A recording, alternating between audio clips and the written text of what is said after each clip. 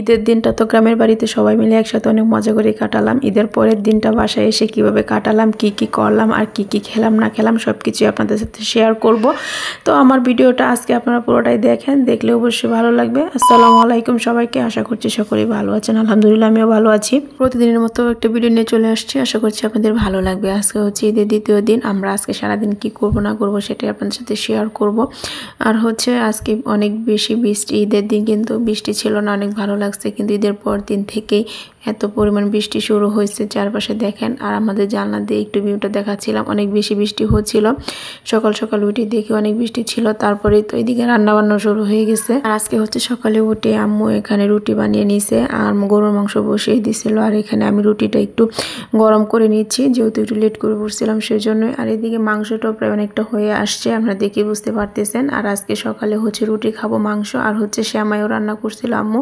এদিকে কিন্তু সবগুলো রুটি একদম ছেঁকা শেষ, আপনারা দেখলেই বুঝতে পারতেছেন। তো রুটি শেষ করে আর এখানে প্রায় মাংসটা হয়ে আসছে, আবার কষানোর পর একটু ঝোল দিয়ে দিছিল। দেন এখানে হচ্ছে আম্মু শ্যামাইও রান্না করছে, হাতের শ্যামাই। ঈদের মধ্যে কিন্তু হাতের বানানোর শ্যামাইটা অনেক বেশি পছন্দ। কার কার পছন্দ সবাই কিন্তু কমেন্টে জানাবেন। আমরা কিন্তু ঈদে হাতের শ্যামাইটাই বেশি ইউজ করি বাইরে কেনা শ্যামাই থেকে। আর এটা আমাদের সবাই অনেক বেশি পছন্দ করি, বিশেষ করে গুড় দিয়ে রান্না করলে অনেক বেশি মজা হয়। আর এদিকে দেখেন আমাদের মাংসও কিন্তু হয়ে আসছে, এখন আমরা হচ্ছে খেতে চলে যাব। আর মাংসটা অনেক বেশি মজার হয়েছে, কোরবানির মাংস এমনিতে অনেক বেশি মজা, এটা সবাই জানে।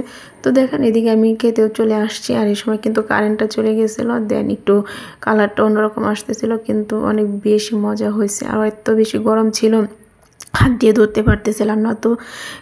তো আমরা এখানে এখন খাবারটা খেয়ে নিব। আমি হচ্ছে একটু সেমাই খেয়ে নিছি, আর এখানে রুটি আর মাংসটা খেয়ে নিব, অনেক বেশি মজা ছিল। আর এখানে কিন্তু আমাদের দুধ দিয়ে যায় প্রত্যেক দিন, তো এখন তো ফ্রিজ একদম লুট হয়ে আছে। তো এখানে দুধটা গরম করে নিছি, কারণ না হয় নষ্ট হয়ে যাবে সেজন্যই। আর এদিকে আমি সব কিছু করে একটু রান্না করতে একটু গুছানো শেষ করলাম, কারণ অনেক বেশি এলোমেলো ছিল, যেহেতু 2 দিন ধরে বাসায় ছিলাম না। আর একদিন যাবৎ এসে অনেক বেশি এলোমেলো ছিল। আর এদিকে দেখেন বৃষ্টিটা একটু একটু কমছে মনে হচ্ছে, তারপরেও কিন্তু একদম প্রপারলি কমে নাই।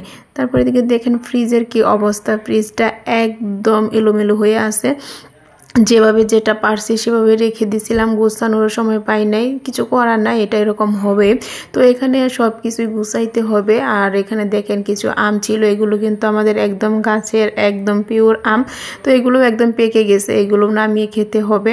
আর তারপর এখানে ফ্রিজটা সুন্দর করে গুছাইতে হবে, কারণ আমরা বাসায় যাওয়ার সময় যা পারছি সেভাবে রেখে গেছি। তো আজকের ভিডিওটা আমার এ পর্যন্ত, আশা করি আমার ভিডিওটা আপনাদের ভালো লাগবে। সবাই ফেসবুক পেজটি ফলো শেয়ার করে দিবেন, ইউটিউব চ্যানেলটা সাবস্ক্রাইব করে দিবেন।